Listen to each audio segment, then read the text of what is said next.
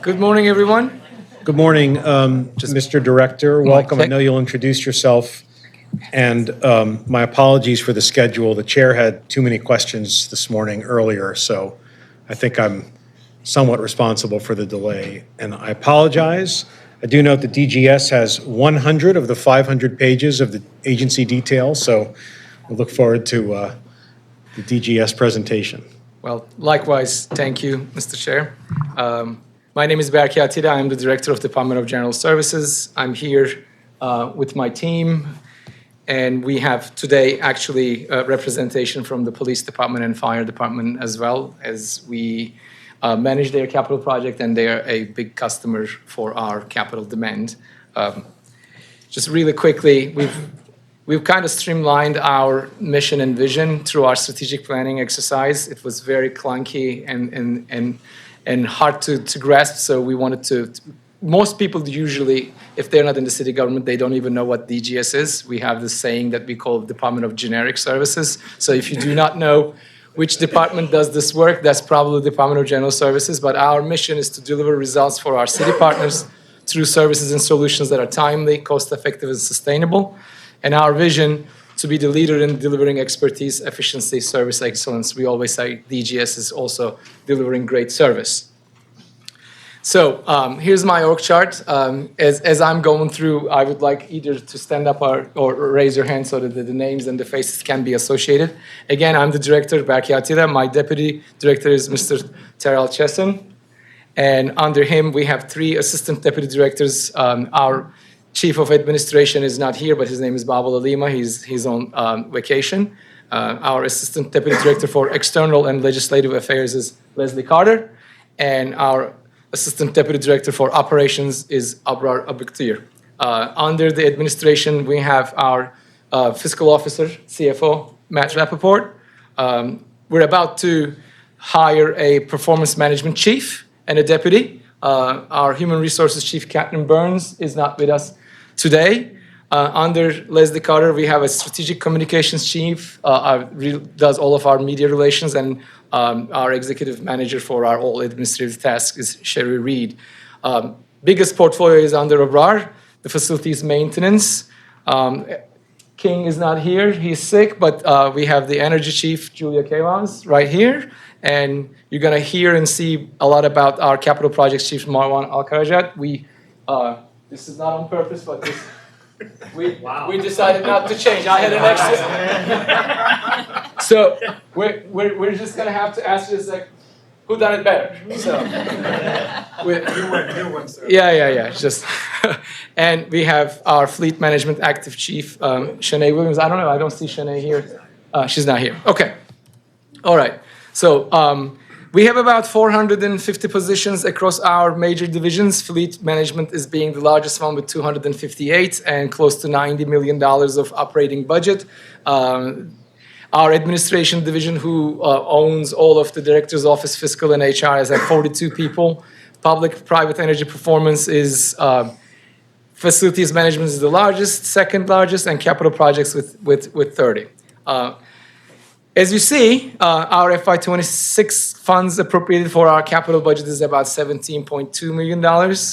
This is kind of slightly higher than what we've been getting in the previous years, but it is absolutely not where it really needs to be. But we're very grateful for all the city's efforts to increase the geo-bonding levels to way, now it's almost closing to a, Sarah, correct me if I'm wrong, but the next year is going to be almost double from where we were, from 80 to 140 or 150 in total. So DGS is always wanting and looking to get more of that pie coming our way so that we could do more projects. But first thing is to increase the pie, then fight for the slices second to first. So just a quick overview of our plans in guiding our capital projects. The most important thing for us to think about which project will get the first dollar is absolutely driven by the mission critical systems. We're in these buildings, we're running operations that provide services for the citizens, whether that be a police station, whether that be a library or a fire station or an administrative building. If there's a mission critical system that needs attention, replacement, renovation, rehabilitation, that's gonna take the first cut. Obviously, we work with the agencies and understand their programmatic needs. We work with them directly, and also the asset value that you always hear from me about the facilities conditions index of the building tells us within that space what needs to be addressed. This is a slide that we're improving every year. We're adding a little bit more information for you this year. We were able to keep the total DGS portfolio FCI around 52%. That because it's an ins and outs problem. It's like a pool problem. We make improvements to the facilities, so it improves the total FCI. Then some of the facilities don't get the funding they need, they get worse, so the average kind of hovers over that. And our total deferred maintenance backlog across our portfolio of 153 facilities, close to $5 million gross square feet, is about $1.3 billion. So just to again iterate that our FY26 budget is about $17 million to be able to deal with 153 facilities. That includes the downtown campus, every building that you see here, police department facilities, every substation, health department facilities, library, historic buildings, Bromos House Tower, Shot Tower, you name it, fire and mayor's office programs. This could be a CAP center, and courthouses. So we told you that we prefer or prioritize the mission critical systems. So in this chart, we have broken down the total deferred maintenance backlog for you into two. So of the 1.3 billion, the mission critical systems, the system failure renders building inoperable, is about $625 million. The rest is $700 million approximately maintenance and repair items that we could technically live with not addressing as immediately as the mission critical items.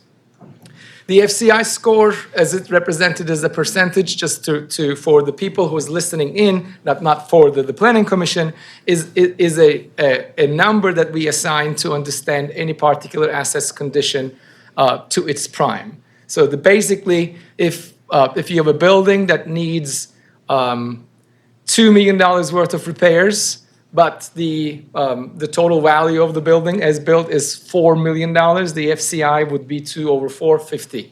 It's not necessarily a percentage because it actually could exceed the number of the dollar value of the repairs could exceed the as is built. And in 0 to 5% is where the private is for their assets because they're assets to them. That's it requires only normal maintenance. When you move into the range of 6 to 29, that's limited to the moderate renovations required. When you move into 30 to 50%, now we're going to moderate to extensive renovation. 50 to 80 range, comprehensive modernization. And anything about 80% is technically in the market for candidate for demo.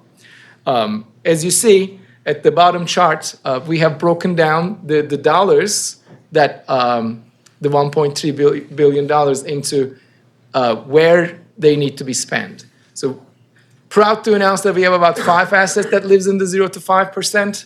I'll give you an example. One of the libraries that we just renovated, it was on the red, candidate for demolition. Now it's renovated, it is 0 to 5% range. So our goal is always to push the assets from the right-hand side of the chart to the left-hand side of the chart. But as you know, when you have a $600 million mission-critical systems with a $17 million plus some grants coming in, the pool is not going to get drained. Pool is going to try to continue to get filled.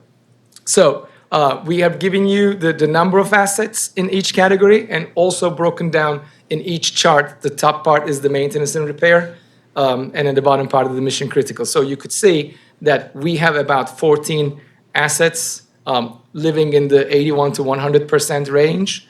That requires at least 74 to $75 million. But one of the things that I would like to say is that one building that is in that category is the Northeast Police District. As you all know from last year's presentation, that we are designing and building a new facility. So once that is up and done, and then we either demo or sell whatever the future of that facility, we would see that asset moving from that category to the 0 to 5%. And all we need to do is continue to keep up with this maintenance schedule. We always do this funding scenario analysis to give kind of like the long range of like the inactivity meetings for us. If we continue to spend about $20 million a year.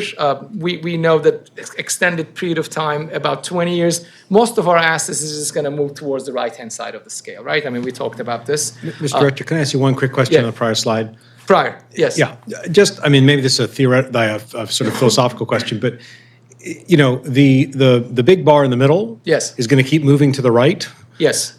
Is the idea to try and interrupt that as quickly as possible, or is the idea that you're going to work from the right, and when stuff gets further to the right, in terms of crisis, It's both. It's both. What we would like to do is we would like to put a gate around the assets moving this way, but also try to address those 14 assets in terms of demolition, disposition, or moving those people out. So I think there's like it's very hard for us to be able to put the attention on the all the way to the right, Mr. Chair, because that requires incredible amount of money. So our mission critical systems trying to address, to your side, the belly of the chart. So trying to ensure that those assets are not moving into the right hand side category. Is that sufficient? Thanks. Got it. Yeah. All right. So just quickly, the analysis on if we were to currently maintain our FCI, which is 52, that requires about $140 million an annual investment so that we keep our status quo, which is not a good status quo. If we were to drive down the conditions of our facilities, that's going to take about $157 million a year, which is entirely the total geo-bonding that we're doing for the city that would need to go to the facility. So this is level setting for everyone to have some mercy for DGS to be able to see if you get only $17 million and then you have this magnitude of needs, how do we then move to make decisions to which projects it's going to be completed.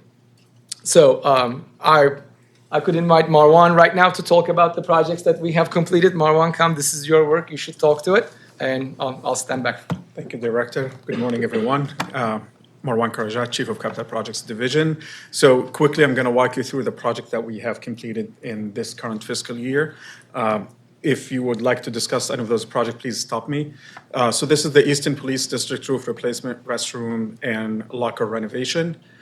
Just showing you the pictures of the final products. Also, we included the bulletproof glazing was added to the job during the design process, and fortunately, we had enough in the budget to cover that. This is the roof replacement for Fire Marshal. This is a building. It's across the street from here. You could see the algae growing on top of the roof. We had a failure, major leak, and we had to activate our resources and address that in a very fast manner. And luckily, we were able to complete this roof within 4 months between design and construction. But you could see how much difference and impact. And we focus on when replace these roofs on white roofs, so that's to reduce heat islands and improve the energy efficiency in the building. So this is one of the standards that we in DGS have adapted in the past, and we continue to do that. This is another project. It's the Convention Center West Side Freight Elevator. It was an overdue project because of the uncertainty about the Convention Center, but we reached a point that we really have to address these assets. We cannot just continue to do business and neglect the condition of these assets. So in order to keep the operation running, we have to address them. So this project was replaced, and it was actually emergency because we had a failure, and we had to act quickly on that. And luckily, the project was completed, and the elevator is up and running. The next slides, I'm going to go through the projects currently in progress, mainly construction. So we're not talking about projects in design phase. This is mainly for the sake of time, only projects that actively in construction phase. City Hall roof replacement. We're about, by the way, before we address the City Hall roof replacement, we're about to finish the stone restoration. This project has been about 4 years in progress, and we feel so proud about it to restore this building to its original condition.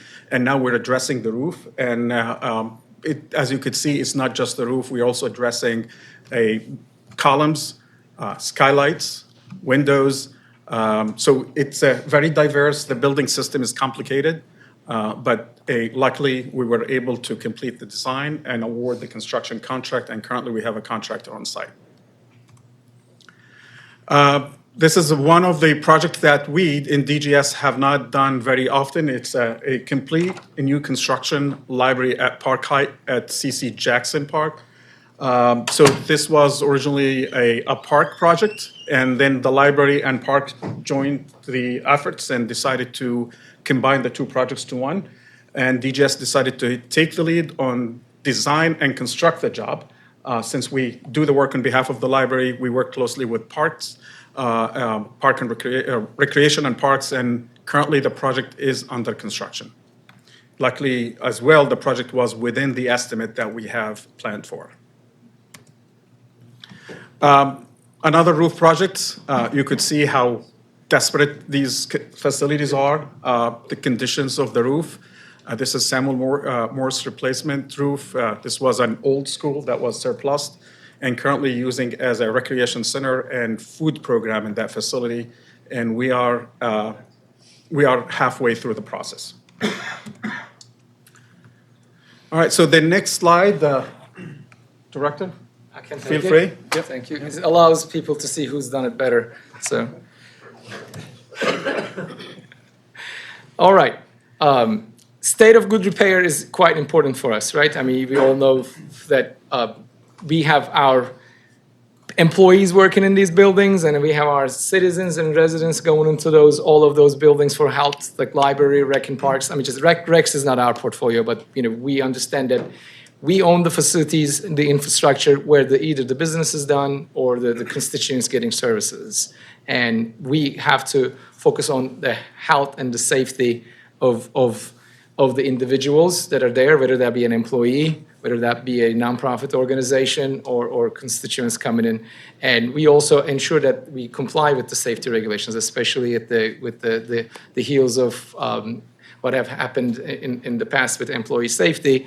This is a primary goal for us to make sure that any capital projects improvements that are needed to comply with the safety regulations is a top priority for us. And we talked about that how we allocate the state of good repair dollars, specifically under the mission critical systems first, and address critical deferred maintenance needs in buildings need integral to the community. For example, we had an unplanned failure in the police headquarters garage that we had to come in swoop and figure out how to deal with that. That was a $10+ million exercise that's still ongoing. Imagine how complex of a task for us to do that any given year. Your planned budget is $17 million, but you are dealing with an emergency at a $10 million. So that we had to really seek help from the finance department to fund additional dollars for us to be able to do that. So you could have all the goals, all the prioritization, but the state of the good repair of our buildings always plays tricks on us. So we have to be agile and flexible to be able to deal with those when they come our way.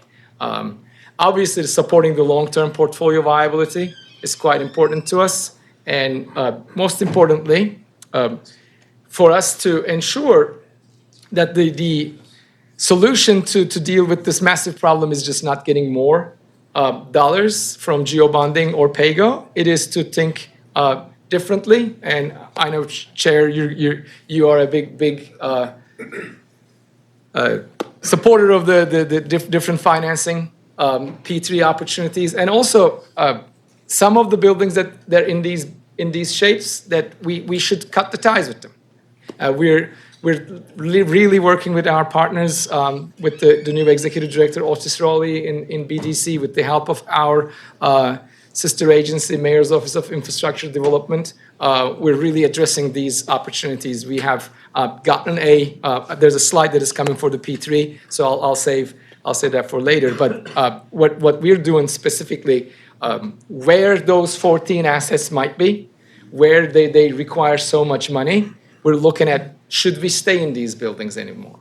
We've talked about this. There's an opportunity for the city to help the downtown commercial vacancy. It's about 30% right now. And our buildings that we are in, that requires extensive renovations or sometimes demolition, So we're under the direction of Deputy Mayor Zaid, we're putting together a 100-day plan white paper that we're writing to analyze, just like what some other, and then this is going to include marketability analysis from BDC, our analysis for the cost to rent versus stay, and hopefully we're going to try to prototype or pilot 1 or 2 buildings to see if this vacancy reduction and P3 opportunities would work us to deal with the problem. If we do that, we would do 2 things. Not only we would be able to increase the funds coming our way to deal with this problem, but the buildings that need to compete with those problems will shrink.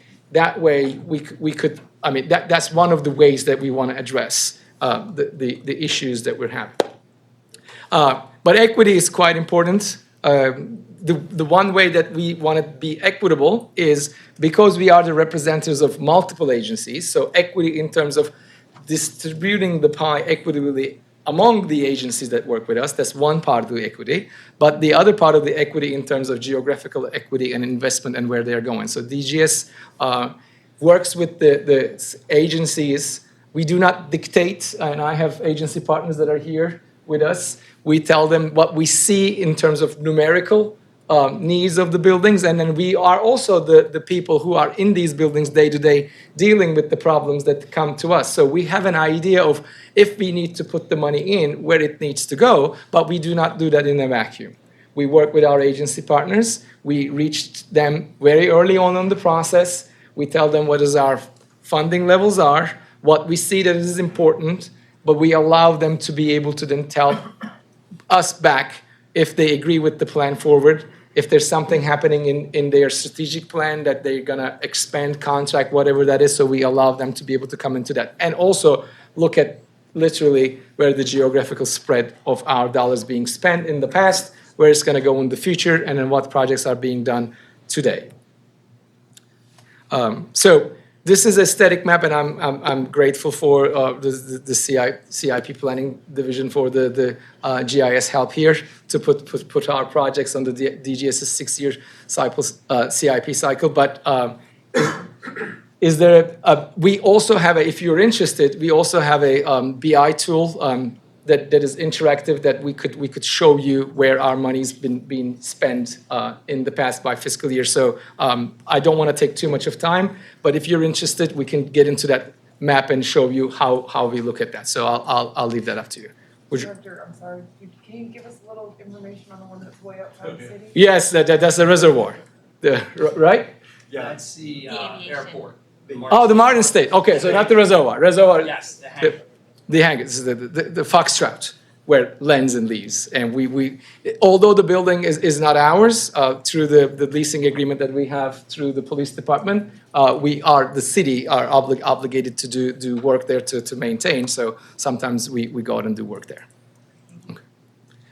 We also have a reservoir, like a Liberty Dam reservoir. I get confused with that. I think you might see something similar in DPW when you see just like, why is it so far out there? All right. Moving on, but you let me know if you have time. I'm happy to walk you through our interactive map to see where our projects. So Marwan is going to come back to us now to go over our project request summary and other high priority projects. Thank you, Director. All right, so this is just an overall summary by fiscal year. And it's broken into 3 types of funding. There's a base budget, which is the target limit that planning and the city has set for DGS, $16,950,000 for 2027. And the rest of the numbers, as you could see on the screen. And also special projects. We were allowed this year, which is great, to highlight or identify projects that we could not fit within our target limit. And this is what the special projects are about. And we do have a breakdown for those projects if you would like to see them and discuss them in details. And also the third type is the additional priorities or projects. And we were, based on the guidelines for this year, it was 50% of your target limit. And that's why we have $8,375,000 of those additional priority projects. Again, this is the breakdown for funding request. Base budget, project by project. I'm not going to go through them all. But again, I could, if you have any question about one of those projects, we certainly can address them. And this is the one, there is one special project, as you see on the top, which is the Northeast Police District Station renovation. And the additional projects, we have 1, 2, 3, 4, 5 of those. Can I ask either you or Sarah, does special project have a specific meaning, or are you just highlighting it because it's such a large, single project? So I was trying to keep things simple in the introduction, but there are some very large projects that were programmed in last year's 6-year program that we pulled out as special projects rather than including them in the base budget because they're not part of what we would see repeating from year to year. And so we identified those as we provided instructions to agencies. So a project that's $35 million, for the Northeast Police District, we pulled that out as a special project. So it's just in terms of giving the agency that target for the additional priorities. We are not including that in that equation. Gotcha. So just clarifying, and that slide was helpful because the director cited the 17 Yes. million figure a few times, and the number I see is the total, which is The number closer you're to seeing is- 60.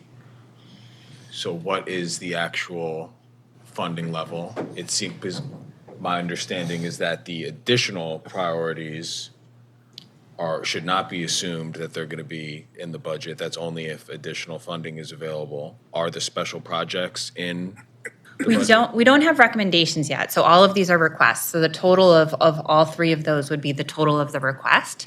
But what compares to last year's program and would be kind of the starting assumption would be both the base budget and special projects could be funded. Thank you. So would that be fair to say that we do not want to say that our budget that is going to be totality? The base budget is the most comfortable budget that we know that we're going to have. Everything Base else- and special. Yeah, okay, thank you. Again, this is the map showing the FY '27 allocation or projects within the geographic area. There's a council. I'm sorry. Councilman. No, sorry, just a quick question. I was looking at the item for Western District HVAC and window replacement for $3 million. Now, I know Western District was renovated like 10 years ago, so I was curious about the status of that. True. Western District was partially renovated, and an addition was added to it. So this is to complete the other side of the facility. Councilman, I think just, generally, we never had a total dollar value to be able to do everything that is needed in a facility.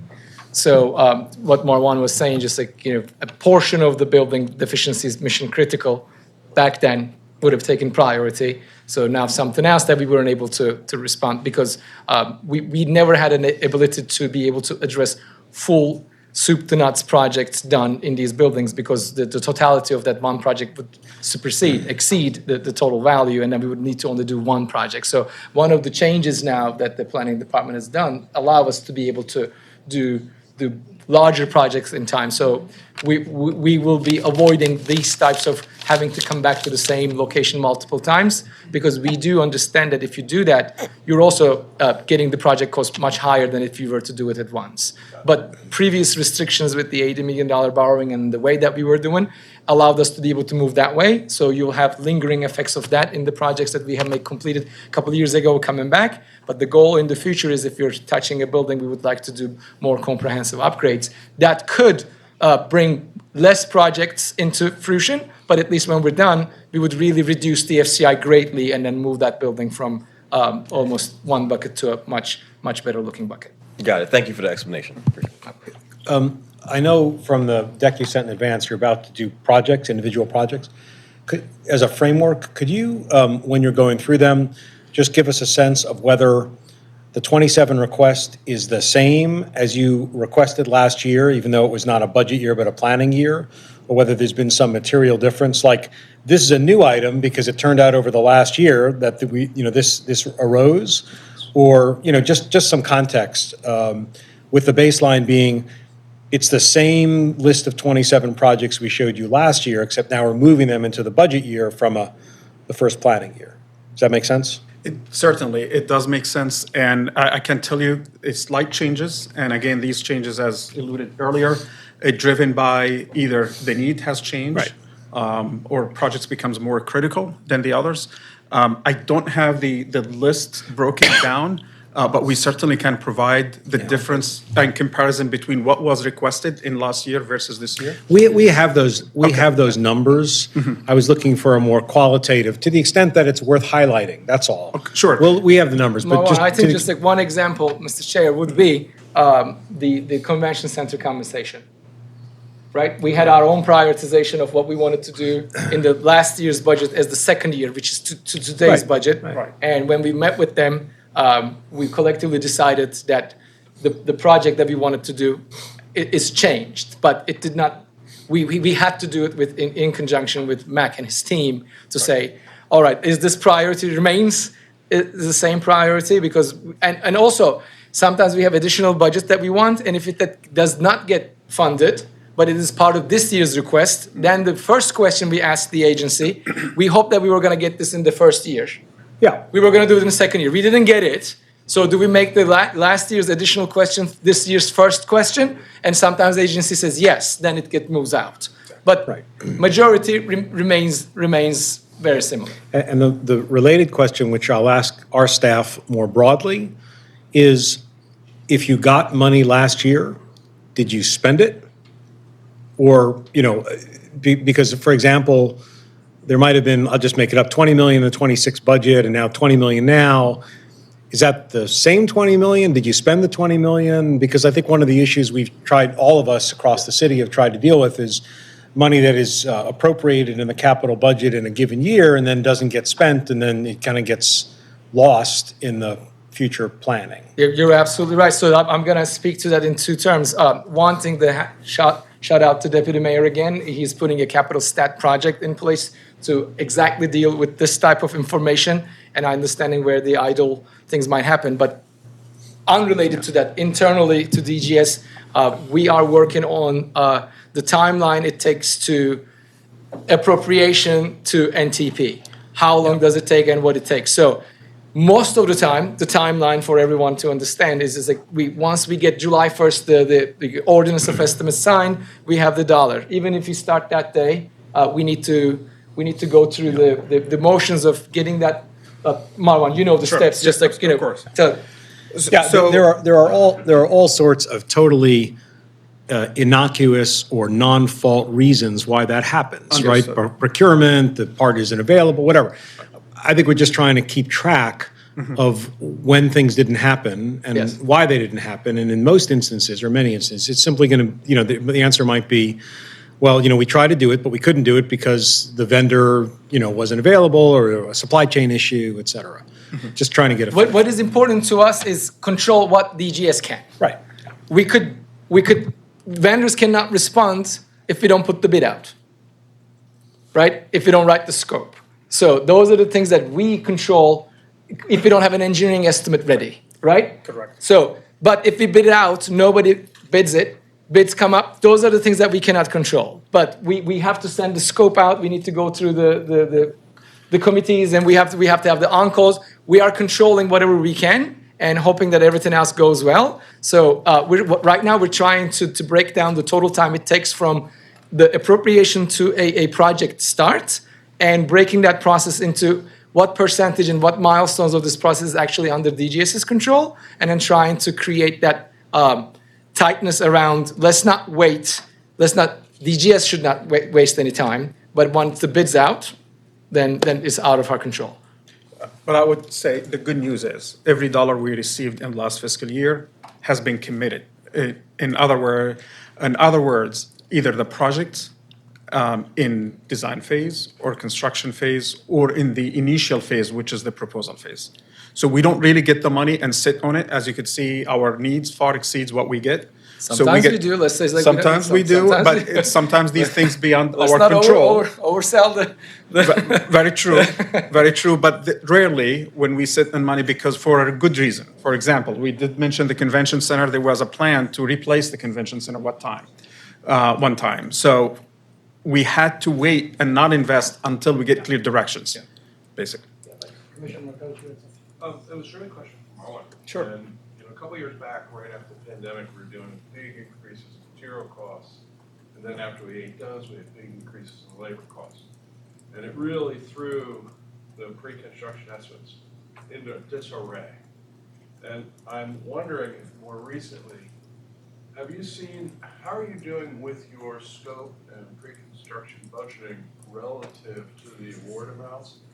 And how are we doing in terms of change orders? How me take the accurate first are we with, I guess, compared to industry metrics with our, with our crystal Yeah. ball? So I think two things happened that's helpful for us to be able to do better estimates. Because when the first construction costs started to go up, when we were doing our engineering estimates, we were doing engineering estimates based on previous projects and inflating. So when the COVID happened, our inflation assumptions were woefully inadequate. So, but now we have done enough projects and estimates that the sampling data that allows us to do new engineering estimates close the gap with the construction industry. And then their pace of inflation also stymied and then slowed down. That means just like when we do an engineering estimate, because we're seeing that now in our engineering estimates. Just Marwan just like recently told me a project that just put out yesterday, they came right on the nose. Right. So we have adjusted our inflation and then the market stopped going up at that crazy pace. Okay. And then with the transition to this, Thanks, Sarah. With the transition to the sort of all-in-one allocation of funds, a single application, I guess. How do you handle escalation or change orders? Let's say you got $6 million set aside for a project, and suddenly you're $600,000 over budget. When does that accounting happen? It happens in the front end of it, and it is because it is driven by the process before us in the city's award procedures. Okay. So simply put, if we allocate $1 for a project, but the engineering estimate is $1, let's say, right? And then we allocate $1 and we bid. If the project comes with $1 with 1 cent more, right, we cannot move forward with that project. Okay. So first thing that we add contingencies in, because when we're putting the monies versus when we're bidding it out, there's also like a lost time that allows for the costs to go up, sure, right? So one thing that we do, we rather front load the cost with certain contingencies for bid and soft costs so that when the bid comes up, we can actually move forward. Mm-hmm. Because other way around, it's going to really delay the start of the project. Yeah. So we somewhat saying it, not overestimating it, but we wanted to create a larger flexibility around the first budget. But it is helpful because if we have said that we have $12 million in here and the engineering the bid comes at $11 million, that $1 million, it's not tied. It goes back into our capital planning budget to be reallocated to something else. And at the same time, allows us to be able to immediately start the notice to proceed for that project. As opposed to, we could give less money to each project, but then we run the risk of not being able to move those projects. And if we need to find additional dollars, it's going to be really hard. Because the system won't allow us to be able to start a project if the bid is higher, that is kind of the first line of defense that we need to add cushion to it and hope that it comes down. We do use Gordian and RS Means. If you are familiar with RS Means, is the international-wide construction estimation tool tied to our asset management program where we pull these FCI numbers. So it is a live system under Gordian RS Means. We have subscriptions to that. So one of the things that we know that when we look at what will it take to replace this roof, we get a really good accurate budget. Then Marwan's team go out and look at the other roofs likewise that we have done. Right. And we have our own engineers and architects inside. They do that.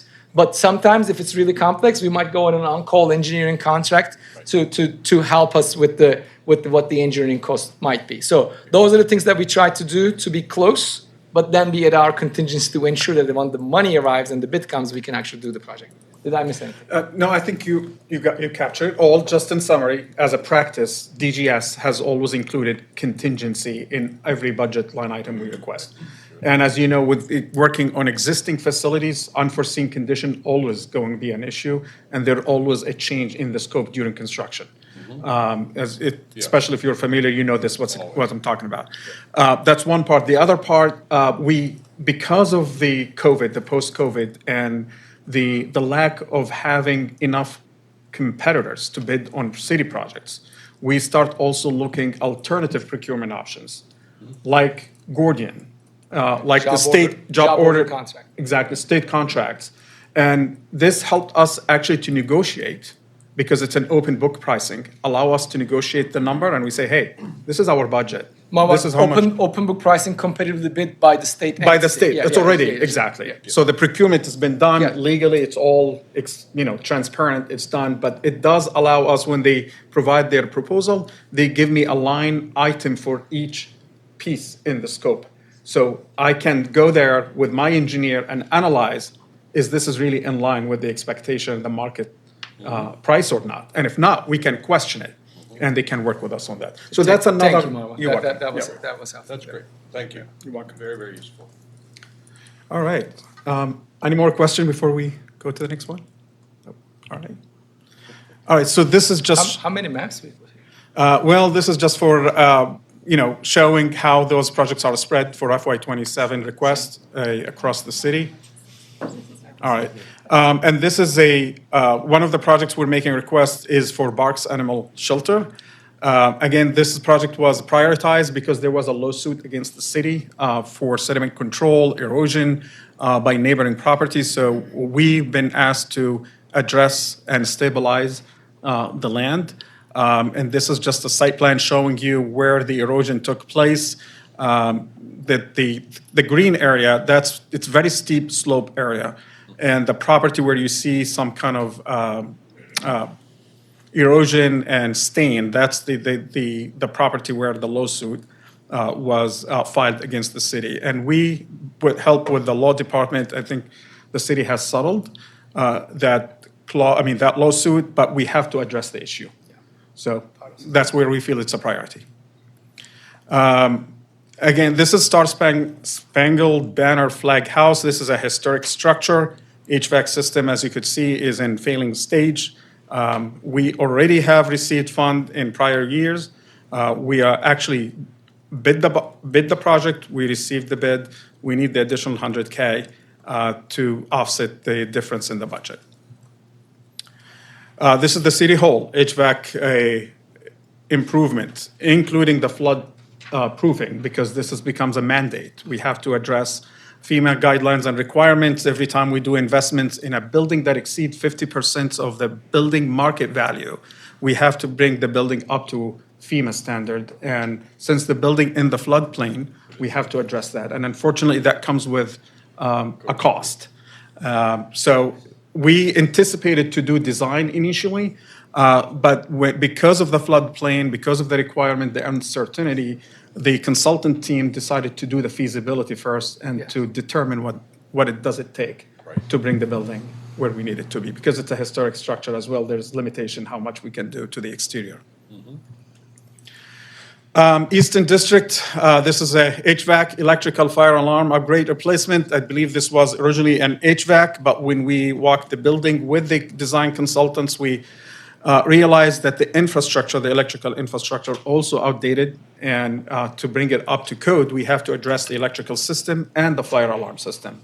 And because of the guidelines for this year is to bundle projects instead of piecemeal approach, we decided to combine those projects together, and it does make a lot of sense in terms of cost and efficiency. Let's talk about why it makes sense. As everybody can understand, just like, you don't want to go behind the drywall, do one thing and come back and do it again and come back. Once it's off, you just do all the upgrades, obviously. So I'm happy that my team working with the BPD, not only focusing on the immediate, but all the once we're in here, what can we do? Let's get it done while we have the patient on the table in the OR. Let's fix everything so we don't have to bring them back in. And also, obviously, every time you need to do that, you disrupt operations, right? There's a cost to that, and they don't want to live in constant construction for their district, and it obviously costs savings. although the project's total costs go up, if we were to do this in piecemeal and look at how much we would have spent over the time to your inflationary adjustment points, that would, and then things that we couldn't address would have gotten worse also. That would have, not only the inflation, but the cost of repair would have gone. So we really like to bundle the projects right now. And we kind of wish Department of Transportation would do this with the streets. Yeah, and you could see from this picture how desperate these facilities are. Look at the window units. Those buildings been neglected for a long period of time, and they really need attention for our law enforcement officials. This is the same thing, Southern District, and it's the same approach. So we're actually bundling those projects together. But you could also see the conditions of these assets there. This is an Engine 53 exterior facade restoration, and it's in failing stage. So we really need to take action. Building envelope is critical to protect the asset from further deterioration. So taking action on time will save us a lot of money. So we feel this is something need to be addressed right away as well. Are those shingles? Yes, they're cedar shingles, correct. Cedar shake. This is the fire headquarters building across the street. It's not an ADA compliant, and we prioritize code compliance, especially ADA, in our CIP request. And this is one of the buildings that we feel it's maybe one of the last to meet the ADA compliant. So We do not want our fire marshal and giving people problems for code compliance and then not their space be not in code compliance. So that's an important matter for us. yeah. And conditions also speak for themselves, like, as you could see. Convention Center, HVAC water circulation pumps. Again, these are original to the building and need to be addressed. And it is code requirements to keep the building up and running. You don't want the HVAC to fail and then run. I mean, convention center is where people see Baltimore. Exactly. And we need to really take good care of it. So we're very grateful with working with Mac and his team to help us where to help them, because we're not there. The difference between the convention center and other agencies that we work with, convention center has also a different lifeline for them to get funding, but they get funding from us as well. And we always try to ensure that whatever we can pick up, we are picking it up for them. Thank you. Weinberg Housing, this is a homeless shelter. Elevator, yeah, it's not that old, but it has been damaged and it reached a point it's not repairable. So we need to design a new system that can be protected from damages for misuse and have it up and running. Another concern or another HVAC issue, Waxter Senior Center, the HVAC cooling system has already failed. Currently, only the heating is running, and the health department already have a plan to move out of this facility Study. Before June, before the cooling season. But what we're asking here to do a study or feasibility study, if you will, to assess what should we do in this building. Just a little bit of context to that. A couple of years back, maybe last year, there was one particular request to improve the HVAC that has been failed. When we met with the health department, we've decided that just addressing one part of the failed building is not the way to go. We shouldn't throw good money after bad money. If we're going to invest in this building, then we should invest in all of its components.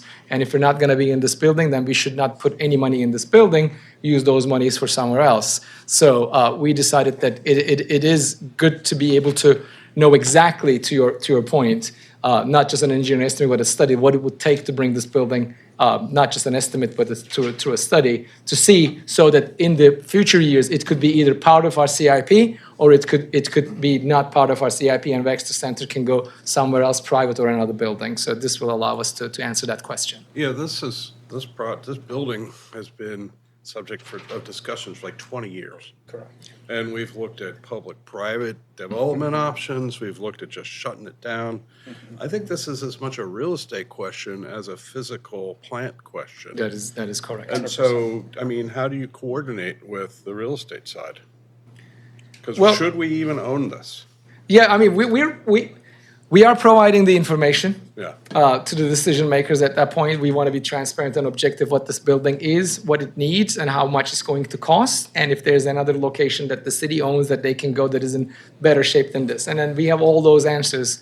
But I think the difference between maybe the 20 years ago or the 5 years ago, we have different players that they understand the problem differently. So we don't feel like Don Quixote going out the windmill again, but I think we have a different approach that the urgency is more clear, and the solutions are more also clear.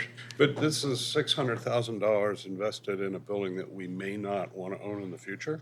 That is correct. So that's an infinite payback.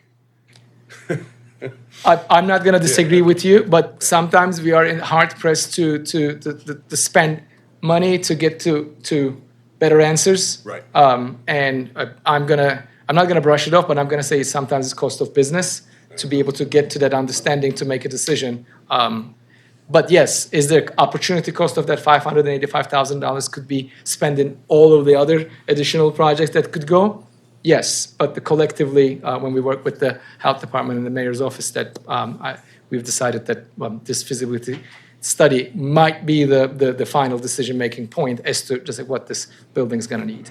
I'm hoping that if, say, it's gonna require X many dollars and we decide to stay, next year I'm here, you might be seeing a budget to actually upgrade it. Or that they'll tell you just like the study came out and we are now doing something else with the building, so. And just to add, this feasibility study, yes, is a cost, but it also informs you about what the cost going to be and what options we have. Is it something we could afford to keep in our portfolio? If not, then the option for surplusing, that would be extremely encouraged at that point. And again, that's another reason why we didn't move forward, because that the same story that you mentioned, that we're not sure if we're going to stay in this building or not. But now based on the HVAC was $2 million. $2 million. We didn't want to spend $2 million on Exactly. HVAC, knowing that everything else is going to need more money. But the Yeah. health department, new leadership wants to have some idea, what does it cost if we need to stay in to repair it, replace it, do partial renovation or full renovation. This is another ADA request for Pennsylvania Avenue Library. So there would be either a small elevator or a motorized lift to address the height difference for ADA requirements. Another engine 47, it's a fire station roof replacement. It looks good from a distance, but again, the roof is old. You could see the flashing is corroded, rusted, but it's failing, it's leaking, and it's due for replacement. I'm going to take as my quote of the day, it looks good from a distance. I'm going to work with that. Good from far, far from good. That's right. I think somebody said that from Monet. School 33, this is used to owned by, it's owned by the Art Commission, BOPA. But it's still The name has our changed, responsibility. but it's DGS, now it's on our portfolio, so we have to address the elevator. The elevator is failing, and it's old, you could see from the controls, this is a very old system. This is a key program change, maybe I'm this sorry, touch. gentlemen, before you just be, so you gave us, I would say, a subset of the many projects that are listed. Did you choose those for a particular reason in terms of slides versus what's on the larger list? Yeah, because we are limited by number of slides. I understand, yeah. But why did you choose Yeah, these? yeah. And these, again, just those where we feel that we could show you Okay. what the conditions are, and we can demonstrate easily. And those have a larger impact, if you will, Okay. on fair the enough. budget. Yeah, thanks. Okay. This is another requirements that we have to comment on. I think back to your, Mr. Chair, to your initial question, any changes from the prior CIP FY26 to FY27 may not specifically address specific project, but overall, the changes we have, at those police districts that we discussed earlier, the request was for HVAC. The amount of money was less. Now we expanded the scope to include electrical and the fire alarm system. So there is an increase in the scope, and the budget request. The second item was consolidating projects into one project, and that applies to 3939 Ricestown, the Northwest Community Action Center. This project there were 3 projects, HVAC, electrical, and windows. And because of the guidelines for the planning department this year to consolidate those projects and make one request, we decided to combine them into one single request. I'm sorry. Okay. Another project which I hit on the City Hall. Initially, we anticipate to start design, but because of the FEMA requirement, we decided to do the pre-design, which is the feasibility study first. Can I make a broad comment for the benefit of whomever is responsible for this? Can we please take a look at the flood requirements? Because I'm trying to imagine the circumstance in which City Hall is going to flood. And I mean, FEMA maps and arbitrary lines on a map that relate to some, Mr. Director, I have a catalog of projects that have been driven by floodplain requirements that I suppose relate to a map. They're not coming from nowhere, but they don't seem to be coming from anywhere real.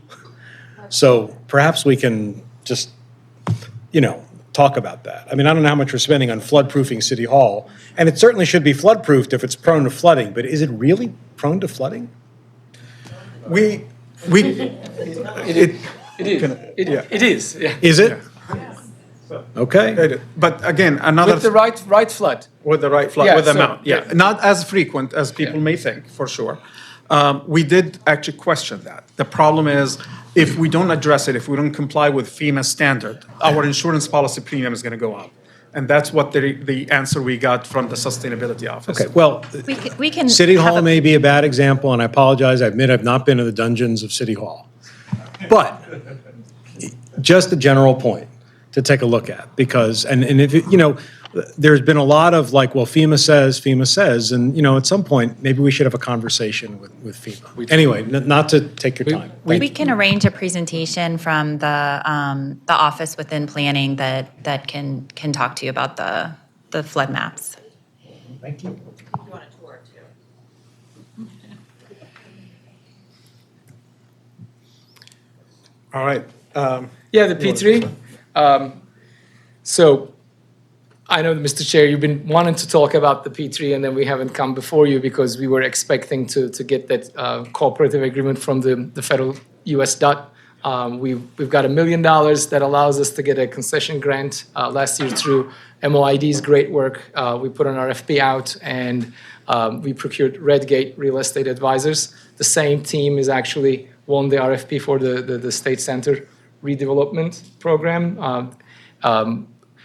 Leif Tromsø is the lead, and you and I know him from earlier. So they're basically helping us now to find ways to move through P3, because as you heard before, there are legislative and regulatory challenges that behooves us from moving forward with P3, but we have been creative in ways, maybe not that real estate land type of deals with the Reservoir Square, for example. But once we develop the policy standards and governance structure, we're hoping that the P3 is just going to be a new project structure for us to be able to deal much larger scope projects for us. And I believe our first internal policy workshop with them is next week, if I'm not mistaken.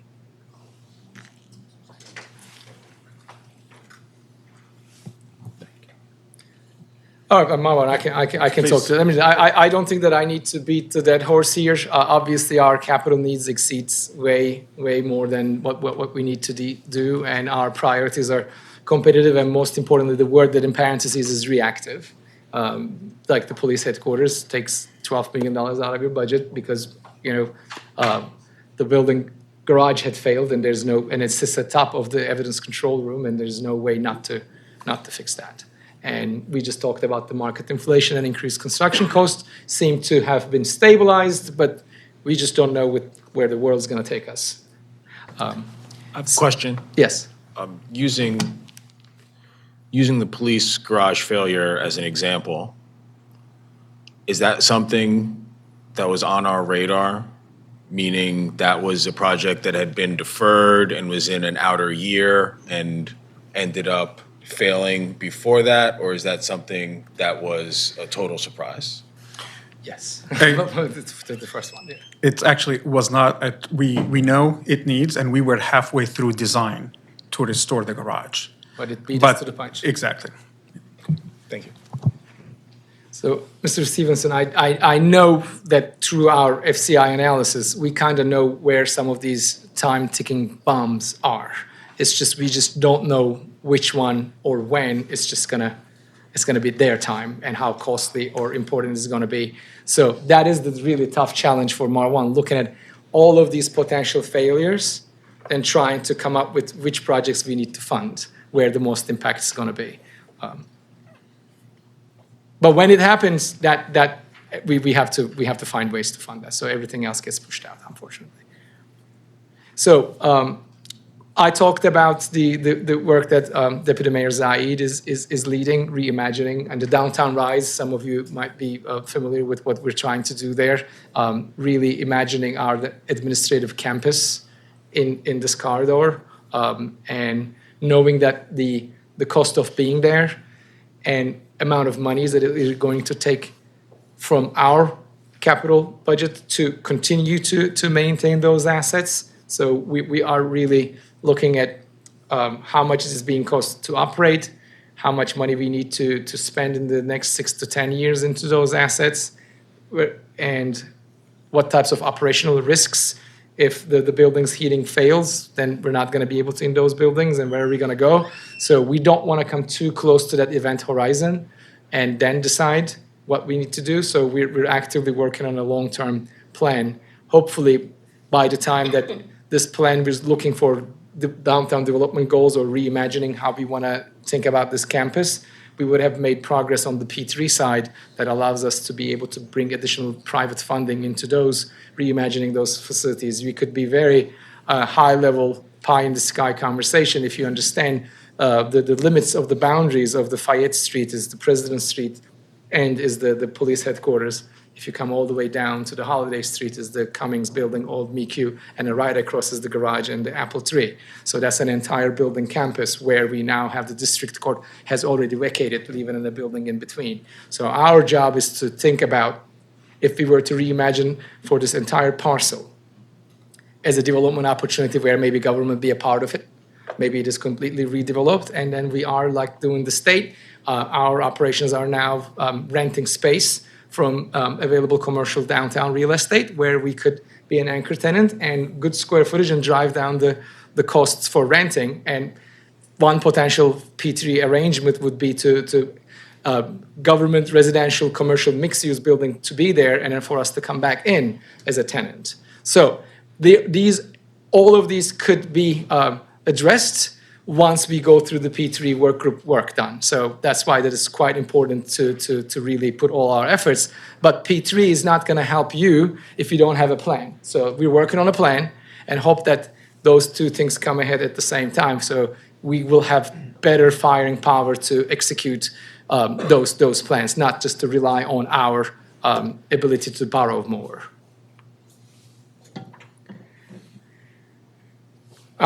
I've talked about this, so I'm not gonna repeat. But so we also talked about alternative procurement. So what do we do in between when we have like limited dollars, and how do we improve our capital project programming and execution? So Marwan talked about the alternative procurement ways. We're going with the job order contracting, source value agreements, but the state does cooperative bids for companies to do work for them, so we can write those contracts. We've done somewhat of a design build for the 5 or 7 library project HVAC. 6 library HVAC projects. That was a good opportunity for us to try a different delivery methods. As you all know, we bid and then design. Once the design is completed fully, then we bid for construction, award the construction, and do that construction. Libraries have taken money for doing renovations to 6 of them through the ARPA funds. ARPA funds had a deadline for commitment and spend. If we were to continue down the path that the conventional way of us doing this work would have not been completed by that time. So we use that mandate to be able to try a different methodology.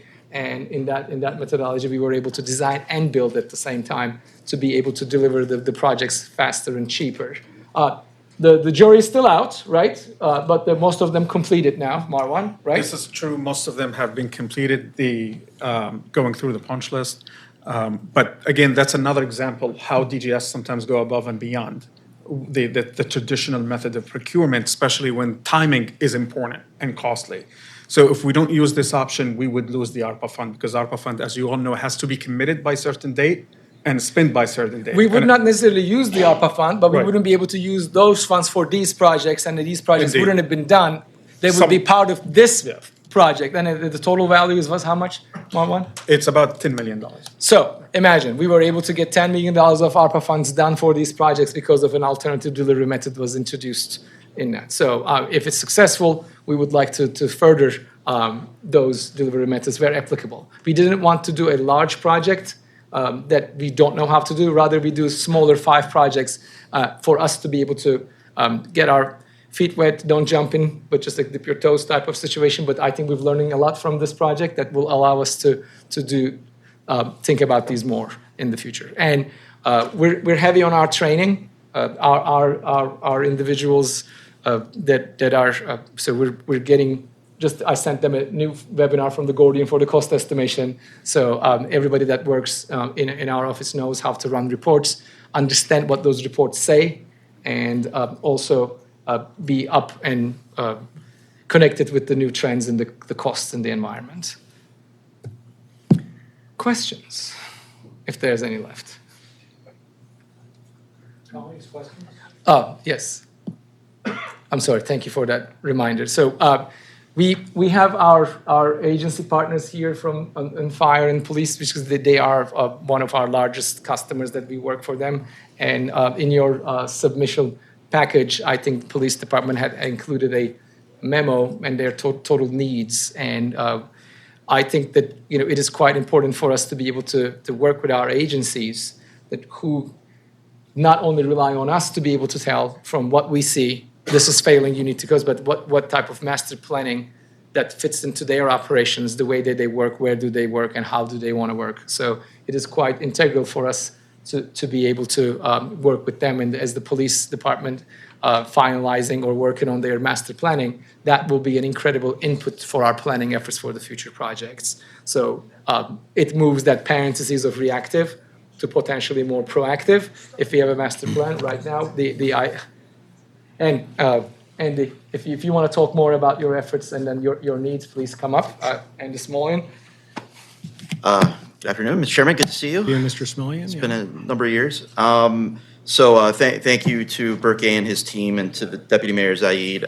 So we have a lot of needs in the police department, as every other city agency, but I think what we've realized is that most of those needs have not been adequately planned for. Things have come up. We've been putting out a lot of fires, doing whatever we can do to just keep operations going. And I think that it was really more of a mindset. I came here to the police department about 7 years ago, and I think more of a mindset of the stuff that goes out on the street, the operational was always the priority. And I think that mindset started to change over the last couple of police commissioner administrations, is that what happens on the inside of the house is equally as important, because it affects what happens on the outside of the house. So we have tried to work with the administration. Deputy Mayor and the CA have a work group on facilities, and we presented basically, and we're happy to give the same presentation to you about our collective needs. And I think what came out of that was a couple of things. One, we really need a master plan so we can look at this holistically, and we're trying to find the funds to go do that. And that we really need to, I don't think that we've had much interaction with the planning department, planning commission, to go and actually plan for some of these longer term projects. We really need to get integrated into that. And so that's why we have the list that you have before you. But there's a couple of items on there that are probably pretty, that are not going to wait for the planning process, that are probably in a stage that we need to start acting now, and we're starting to have those discussions now. One of those is on the crime lab and on the evidence warehouse. We're in a evidence warehouse that we have a lot of concerns about, as well as our lease is going to be up in I believe 2028. And so ideally, these two functions are now separate. Ideally, they are together. That will be great. That will cause the greatest efficiencies.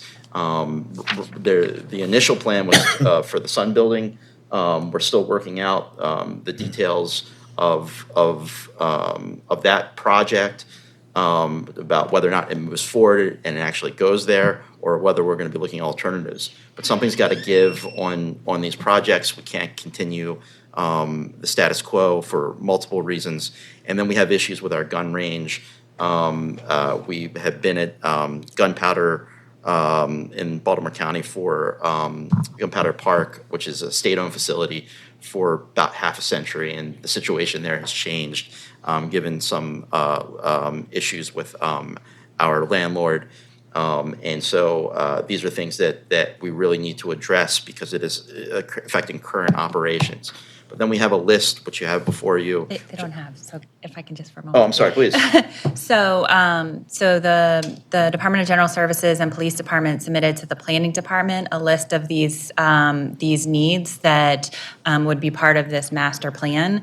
But because there are not yet cost estimates, they are not part of what you're seeing in the requests. So you will not see them even in the additional priorities because we don't yet have any costs associated with these because they need this additional planning. So I wanted to we can provide you the list, my apologies on that, but I just wanted to make sure that the commission was aware that there are these additional needs that you're not seeing reflected in the requests. And we view this as the beginning of the process, that we can, develop a plan for a better future for our facilities. And the more agencies do what police department is doing, the better our planning will be. Because that way, again, it's not just us looking at what we see as a problem, because we don't run the police department. We don't live in those situations. We do not know what the demands for their operations are. We work with them. So it really moves the planning from just singular data to a more like a planning approach. So we recommend and salute the BPD for their work. We're looking forward to hopefully find the funding to fund and get the results and incorporate that in our planning. But that is an absolutely great way of doing it for any agency that operates out of multiple locations, to have at least a strategic plan, and that allows us to be able to refine and make our requests to you more informed and hopefully more impactful. Can I ask a quick question? Will there be, for you, Yeah. sir, will there be a parallel master plan for fire department facilities to allow us to assess the? Deputy Chief Goodwin, do you want to come up? Since you're here, why don't I bring you up? Deputy Chief Goodwin, I represent the logistics division of the fire department. Specifically, strategic plan going forward, we have just done our first very comprehensive internal assessment of our buildings. We have 40 24/7 response stations that are home away from home. Right. We had over 1,700 repair tickets. 1,700 repair tickets come in over that inspection. We're still trying to work our way through. So the goal would be to create that plan, but that has led us into some of the requests that we have currently pushed forward, because there was a lot of things we did not see coming. Because obviously we can't, small staff and small budget, get into all 40 facilities. I'm not, if that answers your question a bit. Kind of, yeah. I think with regard to the director's initiative to identify surplus property, you can't really do that without a master plan to understand what you have and what your needs are. And the fire department repair facility on Key Highway would certainly raise my eyebrows in terms of what's this valuable waterfront property. Isn't there a warehouse facility somewhere where we can repair fire department vehicles? Please. Yes, jump in. I'm looking at Chief Goodwin because we've been working on this for we've been working on this for the last year, and I believe that we have made great progress in terms of the reason why that project has never moved up, because the solution as to where the fire can go never been addressed. Right. This year we have addressed that. We did a space assessment for their needs, and not only the key highway location, but their logistics operations out of 3500 Northern Parkway, which is a failed boiler right now, to be able to get them into a warehouse for their PPE logistics equipment as well as their apparatus to park. We've estimated a total dollar value that release might require. We work with then Chief of Staff Calvin Young and City Administrator working with the Finance Department in tandem to find them the dollars to be able to move out at that space. Yeah. Right now, we're actively working with the Department of Real Estate under the Comptroller's Office to find them the space. This project has already been, this building has already been surplus and went through the ordinance under the BDC, Urban Renewal Act. So they are now, Otis and company is working on putting an RFP out. What they wanted to do is to bring a design consultant to see what it could be in this building. And on top, Ernst & Young has done a feasibility study of what it could go there in terms of what could be built, what would be the revenue come back from it. And Bob Sanemi from the Finance Department did the long-term analysis to see that the juice is actually worth the squeeze. So we have given the go to be able to vacate and surplus that property. So I'm very proud to announce that just like our good work has actually finally on one property. And then we have the 29th Street next, and we have the 35 North 100 Parkway, and then some other properties that we're going to address throughout this project. But every project that we do, we learn something. And my commitment to all of you and the city administrator and the Mr. Mayor is just because somebody tried something and it didn't work, it just doesn't mean anything much for me. I'm very happy to come back to it and then take a different approach and then try it again. But there's always a sunk cost fallacy. At one point, you got to give up. But I'm just not going to take no for an answer. That's not who I am. That's not who we are. And that with that attitude, with Chief Goldwyn and Chief Wallace, they matched it. And once we speak to each individual component differently, and everybody saw that this is the best move to do. And if we do this one, it could propel for other moves, such as this one, because that's a prime location. I'm a Federal Hill resident. I walk by that facility many times, and I think this could be used in a better way. Okay, yes, Yep. Commissioner Jolan. Yes, so thank you so much, Director. I have to say, similar to last year, I am still stuck on slide 7. So if we can pull that up for a second.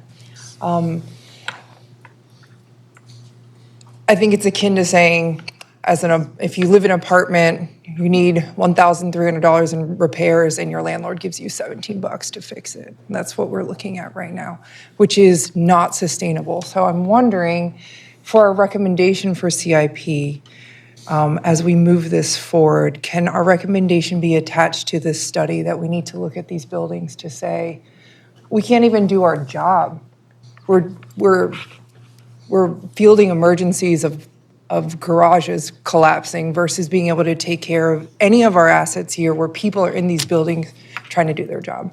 So I'm wondering if that's part of our recommendation to say, of course, we need to do what we need to do with our $17, but to the mayor's office to say we need to get this study finished. I know we've been talking about this for years, Director, and I want to be able to support this study to say these 14 assets, these 19 assets, we need to either renovate them, figure it out, or get rid of them in some way, form, or fashion as we move forward in the next 5 to 7 years. Because over and over again in this particular DGS budget, we've done this every year after year, same. Just fielding emergency. That HVAC system, are you kidding me? Like, I've never seen something so bad, right? This is what we keep doing year after year. Are we just going to do this for the next 10 years, or we're going to actually have a study to say what buildings can we actually afford to keep? So that's what I wanted to say, not a question. I guess there's the 100-day study that you did say was coming. Do we have a timeline on that as a start so we can recommend from there? I just want to be very clear on that. The 100-day study is just like particularly addressing 2 buildings as a prototype. But what I can tell you that for each of these buildings, we have developed a model that all the inputs can come in per building by building will tell us whether or not it's going to be costly to stay or go and what those costs are going to be. So we are able to do that. We worked on that, and each building we have. Right now, what we're also doing currently, as of today, we're working on each of the tenants in these buildings, starting with those two that we're going to pilot, because we don't want to do something so massive that just we can't really, like we crush under the weight of it. So we kind of need to take steps and wait for some of the P3 stuff to be worked on. But there are immediate things that we could do. So we have identified some of these buildings that may be very ripe for this type of study. Within that, BDC is helping us with, if we were to surplus this, what does the market's appetite look like? So their expertise is on that. Real estate is looking at for appraisal of the current values and whatnot. What we're working on is in a given particular building, who's in that building, what kind of square footage they actually occupy right now. We have, over the last couple of years, we have developed space standards like the state and the federal GSA.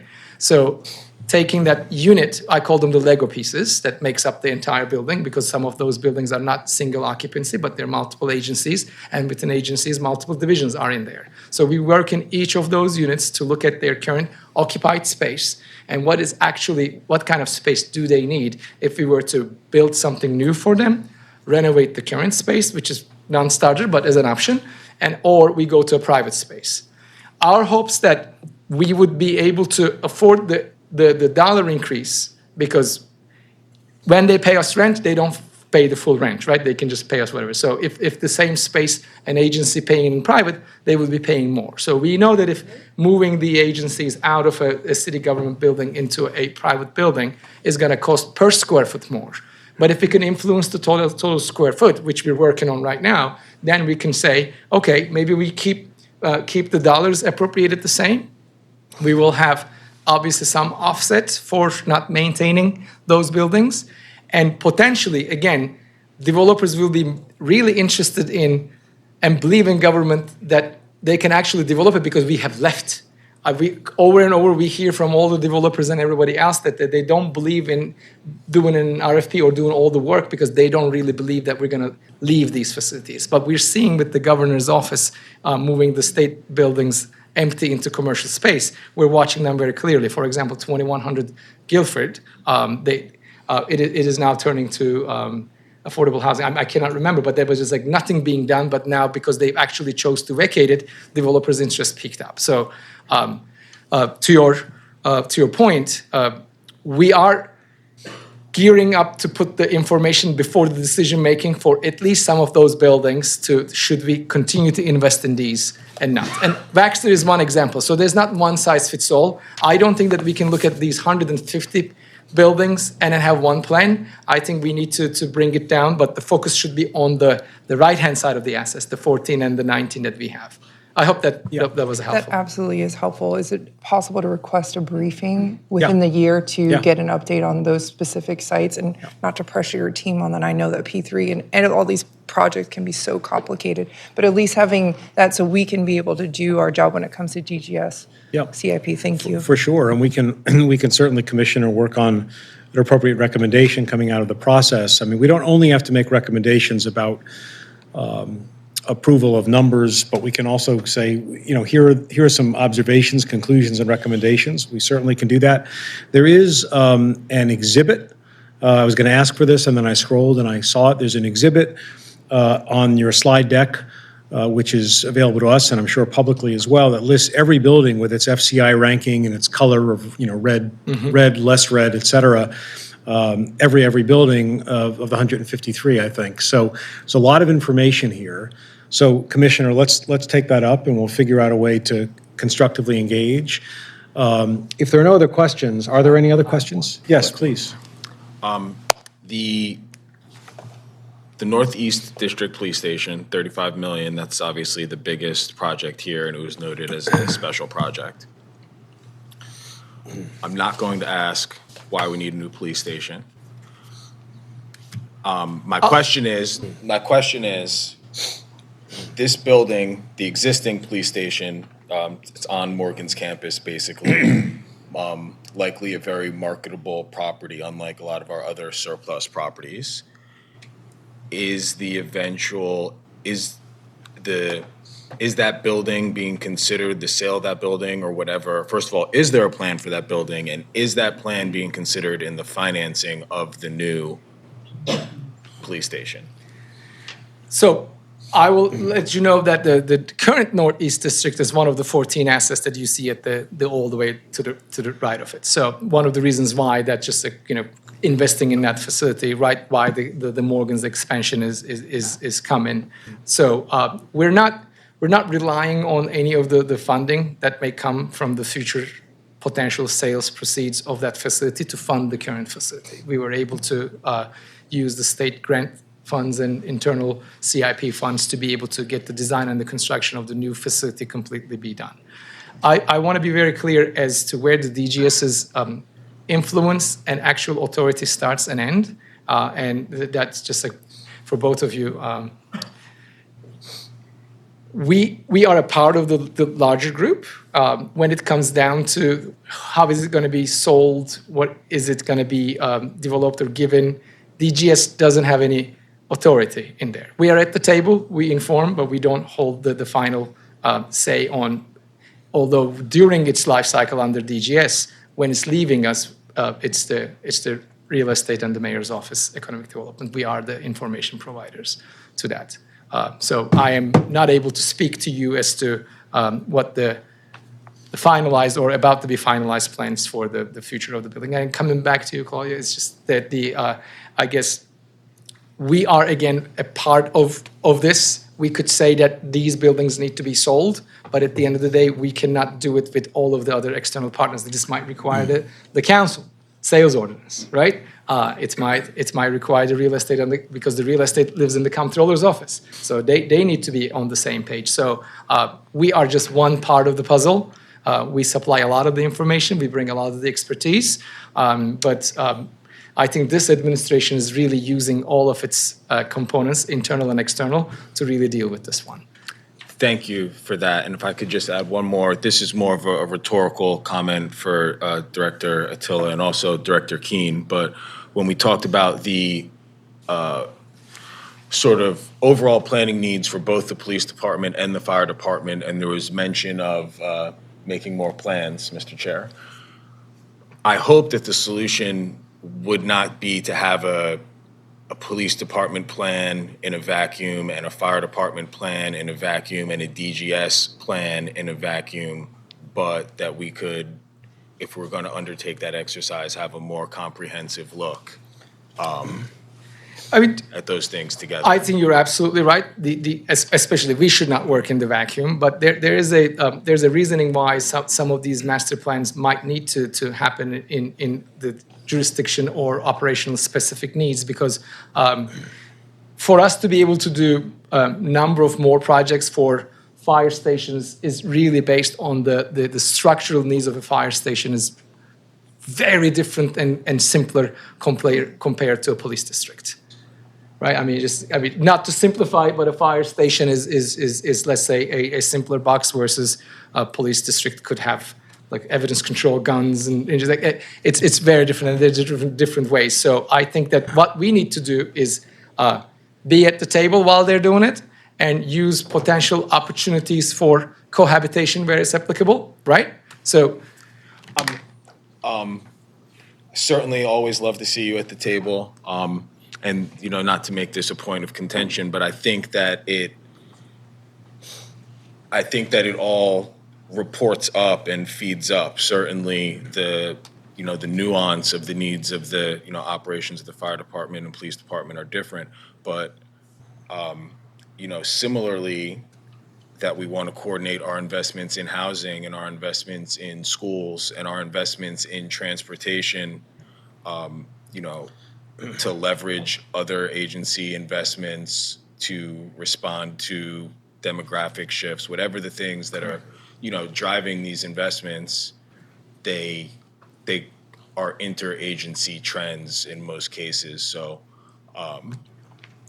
what I'm basically suggesting is that these things should inform our comprehensive master plan. They shouldn't be agency responsibilities necessarily. I totally agree, and this is something that I've had many discussions with Sarah and the previous director and the new director of planning, that, I mean, we are a junior planning department doing the bit of the planning department for our sister agencies. So, I mean, in that vacuum, in my mind, the ultimate responsibility, and then we're helpful to provide support, and even the execution, it is with the planning department. So just like that, we cannot do anything outside of that planning department vacuum to begin with. It starts there with the comprehensive planning and the dictation of which agencies may need to do the master planning and how we're going to do that, not in a vacuum. I think, thank you, Director. Are you? Yes. Good? So I'd like to bring this presentation to a close. I want to say a couple of things sort of in closing. To the Vice Chair's point, this commission is designed to be cross-cutting agencies. I mean, the CIP is fundamentally maybe one of the most cross-cutting processes. So I think we have a responsibility for the kinds of things that the Vice Chair is talking about to try and make sure that people are coordinating. I know that the planning director has a philosophical and practical approach along the same lines. I should say for the record that the mayor's office, Deputy Mayor Young, is online. He's not able to be here physically, but he's been monitoring the entire time, so he's listening. At the end of the day, the mayor's office is the ultimate cross-cutting entity in all of this and has authority over all of these agencies. So I think we just have to continue to move in that direction. Mr. Director, I wanted to say to you, because I've obviously seen these presentations and we've spoken, you're doing a fabulous job with the resources you have and bringing a more sophisticated, market-based approach, for which I really commend you. And what you are an unusual department in that you have all of these sub-entity responsibilities who don't come and bring their own presentations, but they're all really, really important. So in a way, you're sort of the first tier of cross-cutting, but then we've got to get into the other tiers of cross-cutting to make sure that we're really bringing this all together. So I want to thank you and thank your team for being here. Excellent presentation and very informative. I also wanted to say, with respect to BPD and the fire department, Mr. Smolian, Chief, we welcome presentations to understand better what these departments need. We would say that for any department, but certainly departments that are providing essential services, where we have an obligation to our first responders, we do want to know what those needs are. And we all struggle with limited resources versus enormous needs. But to the extent that that BPD or the fire department can articulate those needs, we absolutely want to know what they are. And the commission will do anything it can within our power to work with you to try and address them. So I appreciate Mr. Smolian and Chief, you coming up and giving us a sense of that. And I also think we have to balance, the specialty nature of those two departments and the fact that they have specific special needs for a variety of reasons, with the point that we've just started with, which is broad-based, cross-cutting, trying not to do things in silos. So there's a lot. There are priorities there that need to be synthesized. I'm confident that they can be, but so we look forward to that. So I'll leave it to our staff to work with BPD, with fire, as appropriate, to come and inform us. And then, obviously in the normal process, we have Commissioner Jolin's thoughts about trying to, help this process along using whatever the commission can do as part of CIP and more broadly. So I'm very, very appreciative of the presentation. And obviously, this is an ongoing dialogue. It's going to go on for a couple of weeks, if not a few months, before it culminates from our perspective. So we'll be back to you. We're ready. Director, did you have it? I just want to make sure. Okay. So if that's it, we'll end the DGS presentation with our thanks.